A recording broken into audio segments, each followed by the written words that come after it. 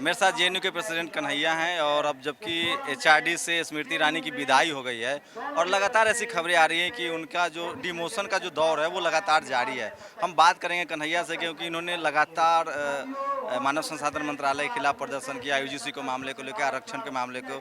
तो अब क्या लग रहा है कि यूजीसी को लेकर और खासकर मानव संसाधन मंत्रालय में कोई बदलाव आएगा? इन्हीं सब मुद्दों पर हम बात करेंगे कन्हैया से। कन्हैया, क्या लगता है, जैसे स्मृति ईरानी की विदाई हो गई, अब उनका लगातार डिमोशन का दौर जारी है, तो अब कुछ सुधार दिखना शुरू होगा मंत्रालय में? देखिए, हमको लगता है कि भाजपा के अंदर जो अंतर्विरोध है उसके चलते स्मृति ईरानी को हटाया गया है। अगर हमारे सवालों को लेकर हटाया जाता तो रोहित वेमुला को लेकर के रोहित एक्ट पास किया जाता, उनकी फैमिली को जो एक माने बेसंतान का तो कोई मुआवजा होता नहीं है, लेकिन जो रिहेबिलिटेशन हो सकता है वो किया जाता, जो हमारा फेलोशिप का डिमांड है उसको पूरा किया जाता, रिजर्वेशन को जिस तरीके से स्कटल किया जा रहा है उसको रोका जाता, लेकिन हमारे मुद्दों पे तो कुछ नहीं किया गया है।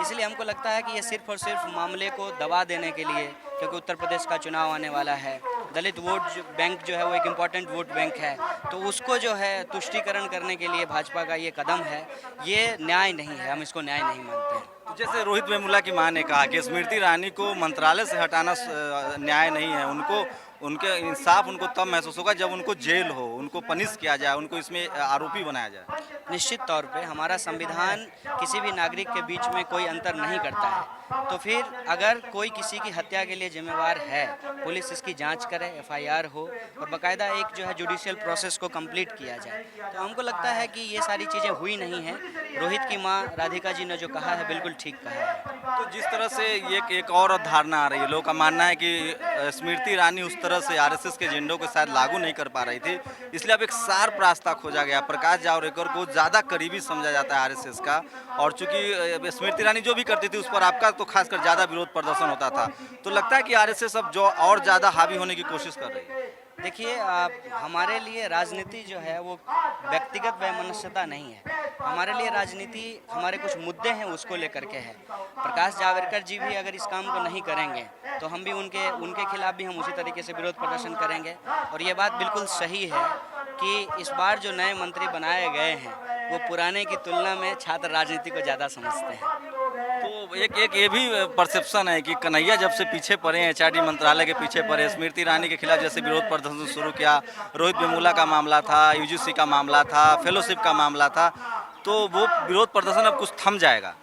बिल्कुल ऐसा नहीं है। हम लोग जो बार बार बोल रहे हैं कि जो फंड कट का सवाल है, जो एजुकेशनल इंस्टीट्यूट के अंदर रिजर्वेशन को इम्प्लीमेंट करने का सवाल है, और जो कास्ट डिस्क्रिमिनेशन है उसको अगर एड्रेस नहीं किया जाएगा, मतलब quality education, equal education and employment for all, अगर इन सारे मुद्दों को एड्रेस नहीं किया जाता है तो हमारा संघर्ष और हमारी लड़ाई जारी रहेगी। और उसी के लिए आज हम जंतर मंतर आए हुए हैं कि ओबीसी रिजर्वेशन जो स्कटल किया गया है एसोसिएट और प्रोफेसर लेवल पे, उस रिजर्वेशन को नहीं देने के खिलाफ ही हम लोग यहाँ आए हुए हैं। ओबीसी वाला आरक्षण है, उसके बाद यूनिवर्सिटी में लगातार एट्रोसिटी की जिस तरह से मामला है, जेएनयू में मामला, अभी दिल्ली यूनिवर्सिटी में आरक्षण को लेकर काफ़ी विवाद हो रहा है। लग रहा है कि मतलब सरकार कुछ सीख ले नहीं रही है, लगातार प्रोटेस्ट हो रहे हैं, एकदम जो उनका एजेंडा है उसको लगातार इम्प्लीमेंट कर ही रही है सरकार। देखिए, जब तक छात्र और नौजवान सरकार को चुनावों में अपने मुद्दों को लेकर के बाध्य नहीं करेंगे, तब तक जो है विरोध प्रदर्शन से सरकार कोई सीख लेने वाली नहीं है। वो चुनाव में हारने के डर से ही कोई सीख लेते हैं। तो छात्रों नौजवानों को अपना एजेंडा तैयार करना पड़ेगा, अपना घोषणा पत्र बनाना पड़ेगा और पॉलिटिकल पार्टियों को प्रेशराइज करना पड़ेगा अपने मुद्दों को लेकर के। जिस तरह से मंत्रालय का रिसफल हुआ है, आप चूंकि इतने पॉलिटिकल कीन ऑब्जर्वेशन होता है आपका, इतना बड़ा मंत्रालय हो गया, तो आपको लगता है कि एक डैमेज कंट्रोल की कोशिश की जा रही है, खासकर जो कैश बेस वोट पॉलिटिक्स कर रही है बीजेपी? यूपी चुनाव को लेकर बिहार के समय रिसफल हुआ था, अब यूपी चुनाव को रिसफल हुआ है, तो इस पूरे मामले को कैसे देखते हैं आप? निश्चित तौर पर ये चुनाव को मत को ध्यान में रख करके ही किया गया है। जो रिसफल हुआ है उसमें जो लोगों को शामिल किया गया है, उसमें जो है रिप्रेजेंटेशन का और खास करके उन राज्यों से रिप्रेजेंटेशन का ध्यान रखा गया है जहां चुनाव होना है। तो ये एक चुनावी फेरबदल है। इससे जो है हम बार बार बोले हैं कि मंत्रालय बदलने से देश नहीं बदलता है। मोदी जी कहते थे कि चुनाव के लिए 6 महीना ज़्यादा होता है, आपको नहीं लग रहा है ये सरकार 3 साल पहले से चुनाव की तैयारी में जुट गई है? ये सरकार चुनाव जीत जाने के बाद भी इलेक्शन कैंपेन में है, इलेक्शन मोड में है। यही इस सरकार की दिक्कत है कि चुनाव जीत जाने के बाद भी जो मंत्री और प्रधानमंत्री जी उनका जो भाषण होता है वो ऐसे होता है जैसे किसी चुनावी सभा को संबोधित कर रहे हो। साहब अब आप ही प्रधानमंत्री हैं, आप ही को करना है। तो हमेशा इलेक्शन मोड में ही रहते हैं। तो कुछ लोगों का लेकिन आरोप है, अगर बीजेपी आरएसएस का देखो तो उनका कहना है कि बिहार के चुनाव के बाद से अब यूपी चुनाव को लेकर भी जो कन्हैया हैं वो बीजेपी के खिलाफ लगातार मतलब इस तरह के अनर्गल बयानबाजी करते रहते हैं। जैसे आप बिहार में अभी थे और आपने जैसे कहा कि मोदी जी चाय बेचते हैं कि नहीं, ये भी पता करना चाहिए। तो इस तरह के भी आप पर भी आरोप लग रहे हैं कि आपका जो पूरा कैंपेन है वो स्टूडेंट राजनीति से हटकर अब चुनावी राजनीति की तरफ जा रहा है। नहीं नहीं, देखिए हम विद्यार्थी हैं, हमारा खास काम है पढ़ाई करना और शिक्षा के अंदर जो गड़बड़ी है और विद्यार्थी होने के नाते पढ़ने के बाद जो रोजगार का मसला है, हम उसी मुद्दों पे बातचीत करते हैं, उसी बात को केंद्रित रख करके अपने तमाम आंदोलन को चलाते हैं। सरकार से भी जो हमारी शिकायत है वो इसी बात को लेकर के है, वो इस सरकार से नहीं पिछली भी सरकारों से रही है, क्योंकि हमारा सवाल जो है वो हमारे जीवन मरण का सवाल है, ज़िंदगी जीने का सवाल है, हमारे डिग्निटी का सवाल है, इक्वलिटी और जस्टिस का सवाल है। तो हम उसको लेकर के लड़ते हैं। सरकारें बनना, बिगड़ना, हारना, जीतना, इन चीज़ों तक हम सीमित नहीं हैं। हम सामाजिक बदलाव को अपने केंद्र में रखते हैं। तो अब तो आपने आरएसएस को भी बदल दिया, आप एबीपी को बदल दिए हैं, जेएनयू में यूनिवर्सिटी जो आपका लाइब्रेरी है उनका नाम बाबा साहब के नाम पे पड़ गया, तो लगता है कि एबीपी आपके प्रभाव में आ गई है। नहीं नहीं, देखिए क्या है कि जब समाज के अंदर कोई सवाल उठता है तो उसको लेकर के राजनीतिक दलों के ऊपर एक प्रेशर होता है। उस प्रेशर में कुछ चीज़ें की जा रही हैं, लेकिन वो टोकन है। टोकन इस चलते है कि नाम तो रख दिया, लेकिन बाबा साहब की सारी संकलित रचनाएं मौजूद होनी चाहिए, उनके ऊपर अलग से कोर्स पढ़ाया जाना चाहिए, सिलेबस में उनको जगह देना चाहिए, उनके नाम पे चेयर शुरू करना चाहिए, उनके नाम पे फेलोशिप देना चाहिए। ये सब कॉन्क्रीट काम है और जब तक ये काम नहीं होता है तब तक नाम बदलने से देश नहीं बदलेगा, समाज नहीं बदलेगा। समाज के जो पिछड़े लोग हैं, जो कमज़ोर लोग हैं, जब तक उनके इमांसिपेशन के लिए कुछ नहीं किया जाएगा तो नाम, रोड का नाम रख देने, बिल्डिंग का नाम रख देने से समाज का कल्याण तो होना नहीं है। और ये जो दलितों को लेकर जो एट्रोसिटी का मामला है वो बढ़ता जा रहा है। अभी गुजरात का मामला देखिए, 4 लड़कों की जिस तरह से पिटाई हुई और वो भी बीजेपी शासित राज्यों में। तो उसके बाद मध्य प्रदेश में भी ऐसे इस तरह के मामले आ रहे हैं। आईएएस लोग जो हैं वो प्रताड़ित हैं, सीएम से उनका आमना सामना हो रहा है। तो लग रहा है कि ये सब का जो प्रभाव है या यूपी चुनाव को लेकर ये ज़्यादा कुछ प्रोपगेट किया जा रहा है या सचमुच में ये सरकार कुछ सीख ले नहीं रही है रोहित वेमुला के बाद भी। देखिए ये सच्चाई है, ये समाज की सच्चाई है। हजारों साल से दलितों के ऊपर अत्याचार हो रहा है, पिछड़ों और जो कमज़ोर लोग हैं उसके ऊपर अत्याचार हो रहा है, ये सच्चाई है। ये बात सही है कि आप जो लोग लड़ने वाले हैं वो भी रणनीति बनाने लगे हैं।